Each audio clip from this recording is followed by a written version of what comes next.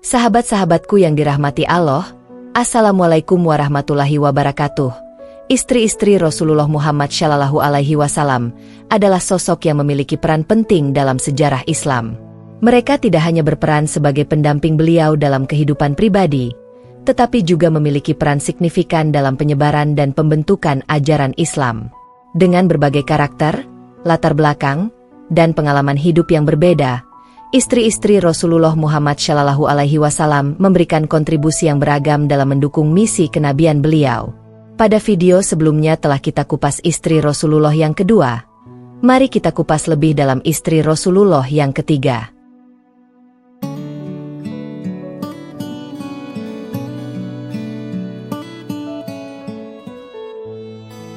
Istri Rasulullah yang ketiga adalah Sayyidah Aisyah radhiyallahu anha, putri dari sahabat yang mulia, Abu Bakar As-Siddiq. Rasulullah menikahi Aisyah radhiyallahu anha 3 tahun setelah wafatnya Khadijah radhiyallahu anha, istri pertamanya. Akad pernikahan mereka dilakukan di Mekah.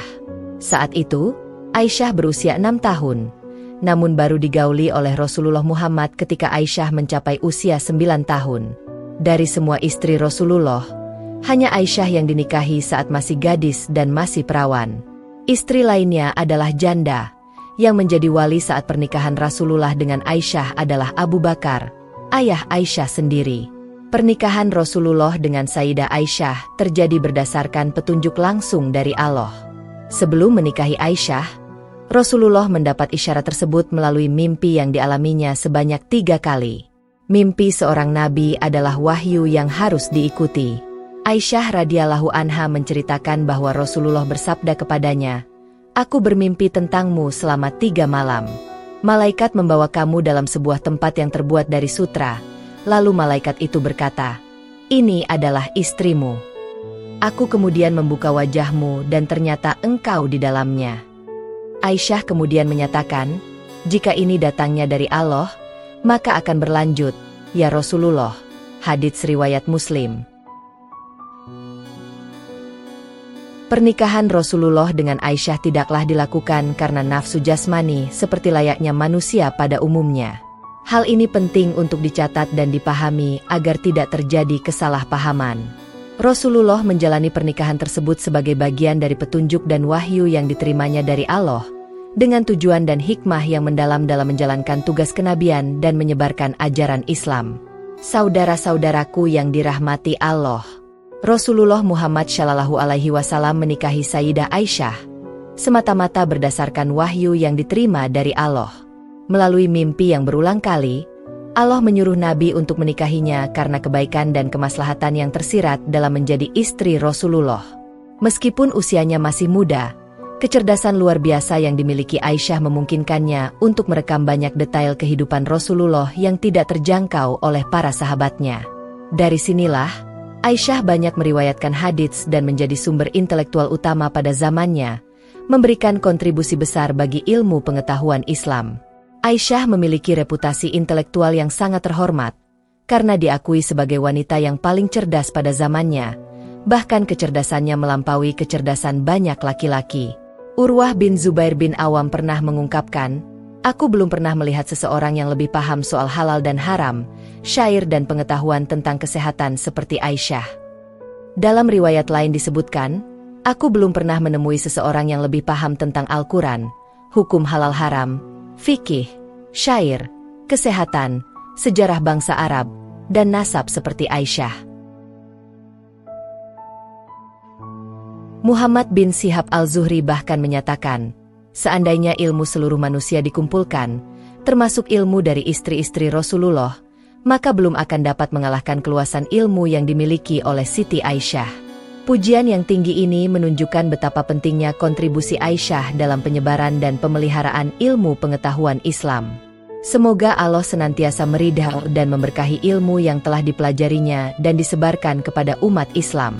Saudara-saudaraku yang dirahmati Allah, Aisyah memiliki reputasi intelektual yang sangat cemerlang sebagai istri Rasulullah yang paling cerdas. Bahkan, kecerdasannya mampu mengungguli banyak laki-laki di zamannya.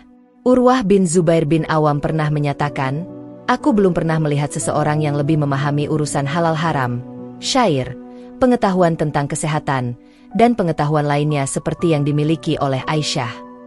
Dalam riwayat lainnya juga disebutkan, aku belum pernah menemui seorang yang lebih paham tentang Al-Quran, fikih, syair kesehatan, sejarah bangsa Arab, dan nasab selain daripada Aisyah.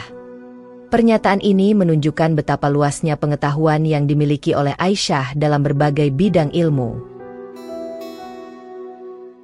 Saudara-saudaraku yang dirahmati Allah, mahar atau mas kawin yang diberikan oleh Rasulullah Muhammad kepada Aisyah memiliki nilai yang sangat fantastis. Jika dikonversikan ke dalam emas, nilainya sekitar 200 gram emas terbaik atau sekitar 500 dirham. Dalam nilai emas terkini, mahar Rasulullah untuk Aisyah senilai sekitar 1,3 miliar rupiah. Harga emas saat ini sekitar 6,5 juta rupiah per 24 karat gram. Musuh-musuh Islam sering memanfaatkan usia Aisyah saat menikah dengan Rasulullah sebagai alat untuk menyerang Islam dan Rasulullah Muhammad, serta menimbulkan keraguan di kalangan umat Islam. Mereka seringkali hanya memfokuskan pada perbedaan usia saat pernikahan itu terjadi. Namun, jika kita menelusuri kehidupan istri-istri Rasulullah yang lainnya, kecuali Aisyah, sebagian besar dari mereka juga menikah pada usia yang serupa atau dekat dengan usia tersebut ketika menikah dengan Rasulullah. Hal ini menunjukkan bahwa norma usia pernikahan pada zaman itu berbeda dengan zaman sekarang.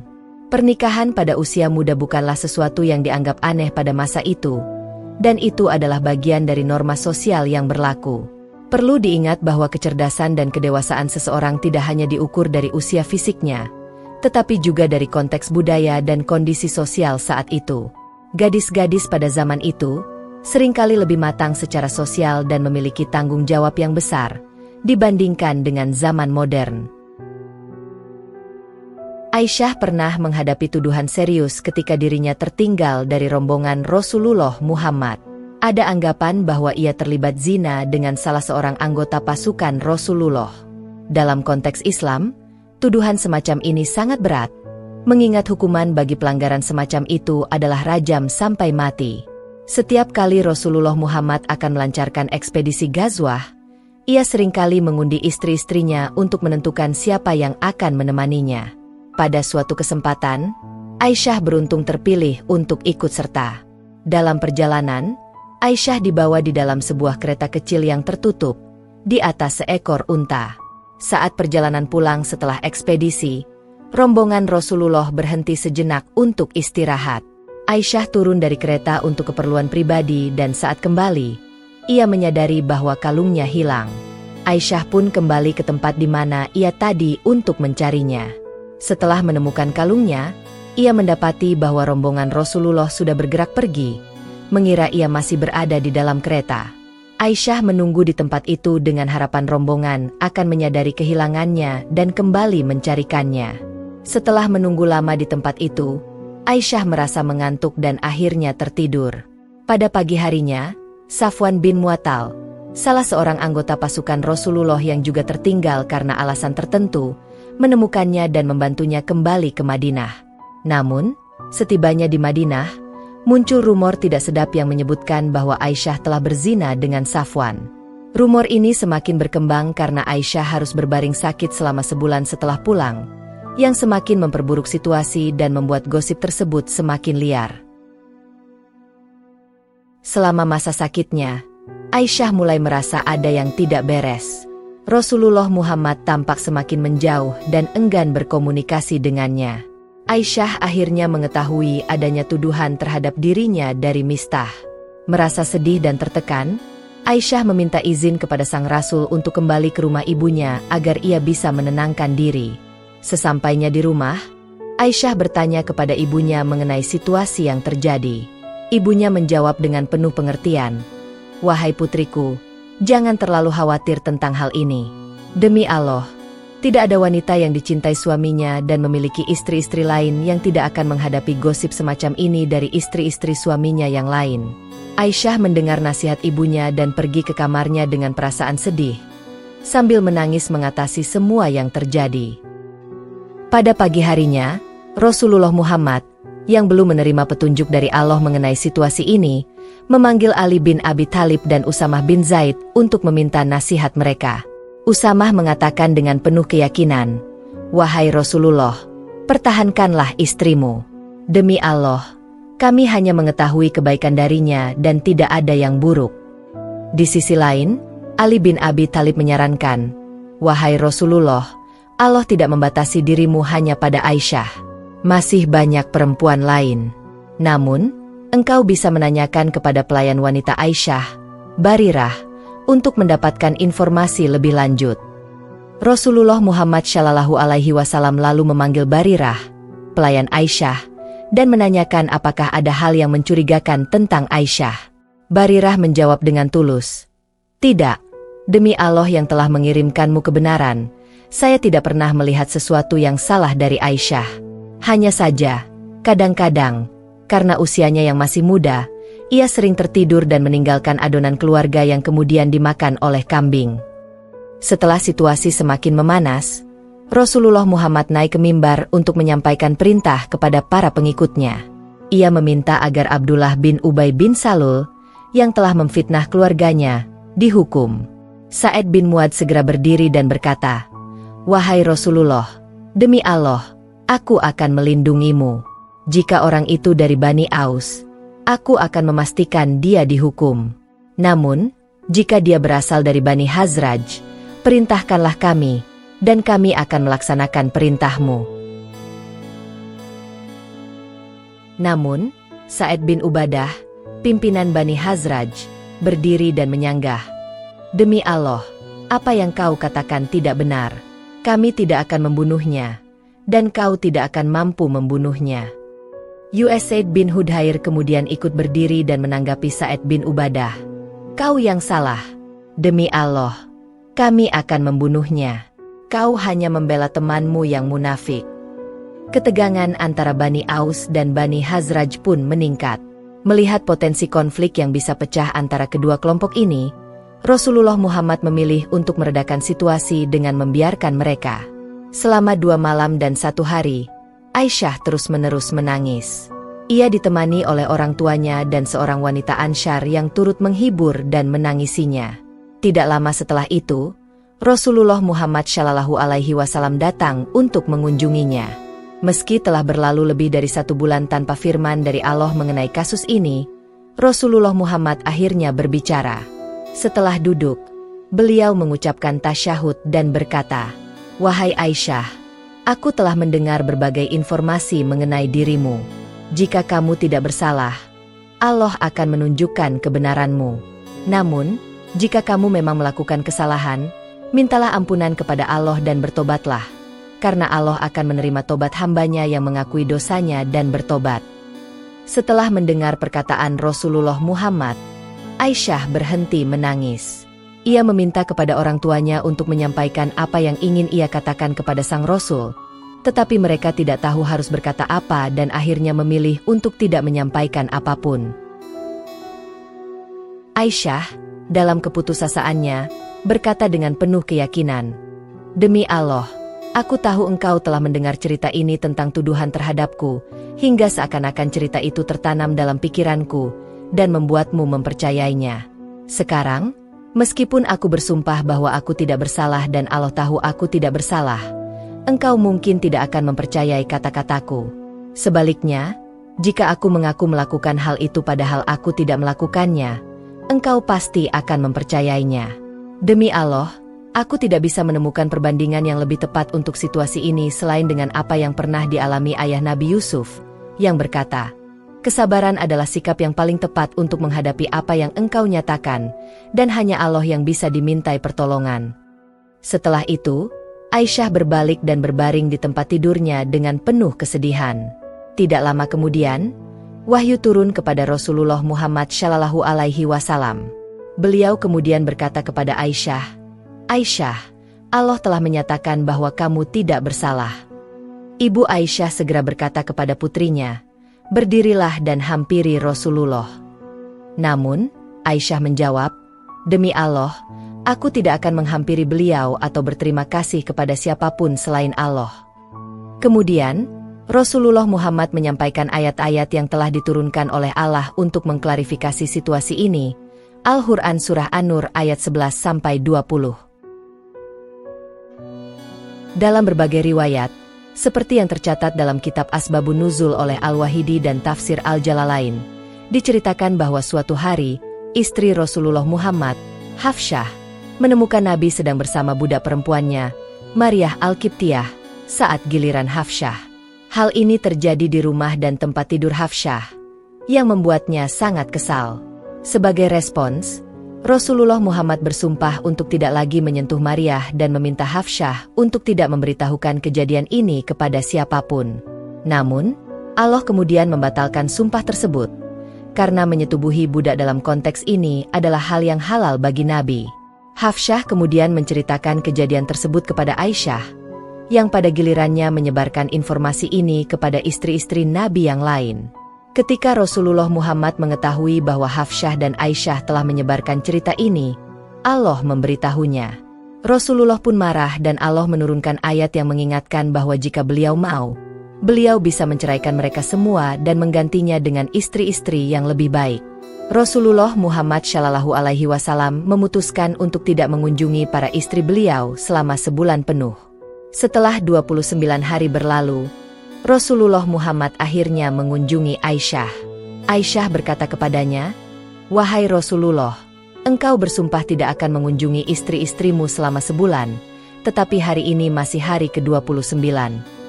Rasulullah Muhammad menjawab, "Bulan ini memang hanya terdiri dari 29 hari." Namun, ada juga riwayat lain yang menyebutkan bahwa keributan ini bukan disebabkan oleh Hafsyah marah melihat Rasulullah bersama Maryah.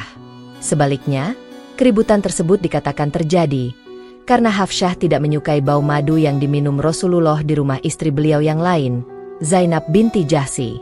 Hafsyah menganggap bau madu tersebut tidak sedap. Ada pula riwayat yang mengisyaratkan bahwa meminum madu mungkin merupakan eufemisme pada zaman itu untuk menyebut hubungan seks.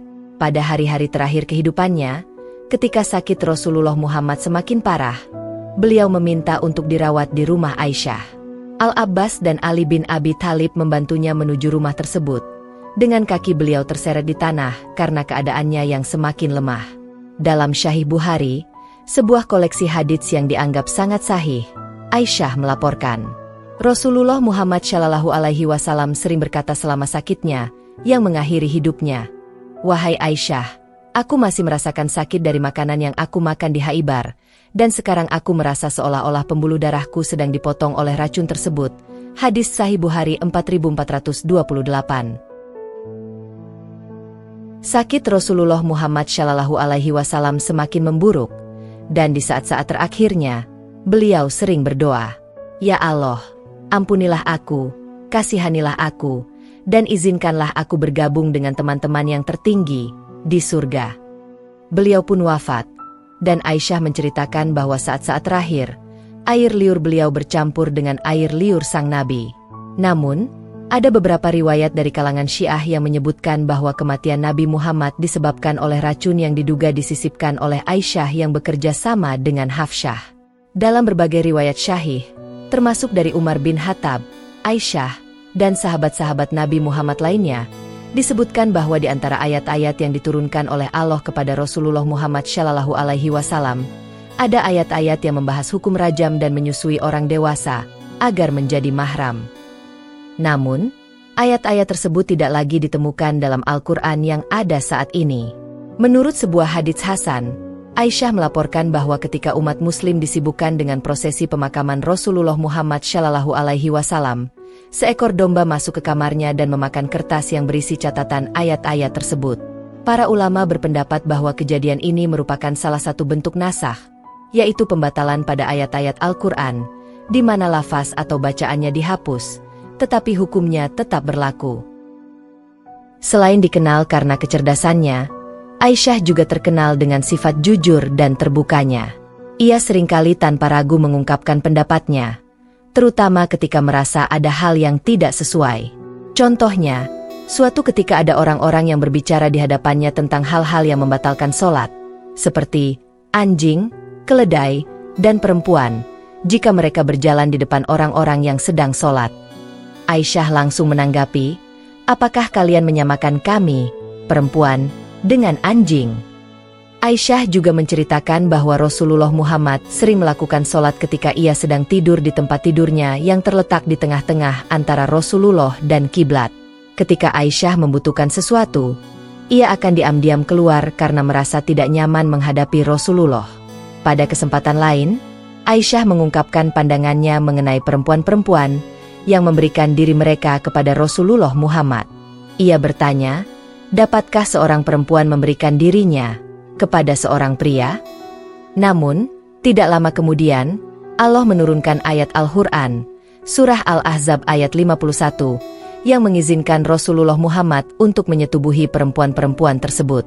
Aisyah kemudian berkata kepada Rasulullah, "Aku merasa Tuhanmu sangat cepat dalam memenuhi keinginan dan hasratmu." Aisyah juga dikenal terbuka dalam membicarakan aspek kehidupan intimnya bersama Rasulullah Muhammad. Dalam suatu kesempatan, ia menceritakan bahwa setelah mencuci pakaian Rasulullah dan hendak menjemurnya, ia beberapa kali menemukan jejak-jejak air mani Rasulullah yang masih tersisa di pakaian tersebut. Aisyah kemudian membersihkannya dengan menggunakan kukunya sebelum pakaian itu dipakai kembali oleh Nabi untuk sholat. Dalam riwayat lainnya, Aisyah menceritakan bahwa ia sering mendapatkan giliran lebih banyak dibandingkan istri-istri Rasulullah yang lain. Rasulullah Muhammad juga dikenal mandi bersama Aisyah dalam satu bak setelah berhubungan seksual. Selain itu, ketika Aisyah sedang menstruasi, Nabi Muhammad sering menyuruhnya mengenakan izar, pakaian yang dipakai di bawah pinggang, dan membelai-belai tubuhnya dengan penuh kasih sayang. Permusuhan antara Ali bin Abi Thalib dan Aisyah tampaknya sudah berlangsung sejak masa hidup Rasulullah Muhammad. Ketika rumor tentang tuduhan zina terhadap Aisyah mulai tersebar, dan hukumannya dalam Islam adalah rajam sampai mati, Rasulullah Muhammad belum menerima wahyu dari Allah selama sebulan mengenai kebenaran tuduhan tersebut. Beliau kemudian bertanya kepada para sahabatnya, termasuk Ali. Ali menjawab, Allah tidak membatasimu, masih banyak perempuan lain. Dalam hadits yang menggambarkan hari-hari terakhir Rasulullah, di mana beliau meminta untuk dirawat di rumah Aisyah, Aisyah memilih untuk tidak menyebutkan nama Ali dalam riwayatnya. Meskipun demikian, ia menyebutkan nama Al-Abbas yang bersama Ali membantu memandu Nabi ke rumah Aisyah. Setelah wafatnya Rasulullah Muhammad Shallallahu Alaihi Wasallam, Ali bin Abi Thalib, yang merupakan sepupu Rasulullah, mengklaim bahwa Rasulullah telah menunjuknya untuk menjadi khalifah pertama. Namun, klaim ini dibantah oleh Aisyah, yang mengatakan bahwa ia selalu berada di sisi Rasulullah menjelang akhir hayatnya dan tidak pernah mendengar Rasulullah menunjuk Ali sebagai khalifah. Akhirnya, orang-orang memilih untuk berbaiat kepada Abu Bakar, ayah Aisyah, sebagai khalifah pertama. Sayyidah Aisyah radhiyallahu anha wafat di rumahnya di Madinah pada tanggal 17 Ramadan 58 Hijriah atau 16 Juli 678 Masehi, dalam usia 67 tahun. Sahabat Nabi yang terhormat, Abu Hurairah, memimpin prosesi penguburannya setelah sholat tahajud, dan ia dimakamkan di Jannat Al-Baqi, sebuah pekuburan yang terkenal di Madinah. Wallahu a'lam bishawab. Demikian kisah ini kami sampaikan. Semoga bermanfaat dan menambah iman kita kepada Allah Subhanahu wa Ta'ala. Terus semangat dalam beribadah, jangan lelah berbuat kebajikan, dan terus perbanyak sholawat kepada Rasulullah Muhammad Shallallahu Alaihi Wasallam. Akhir halam, wassalamualaikum warahmatullahi wabarakatuh.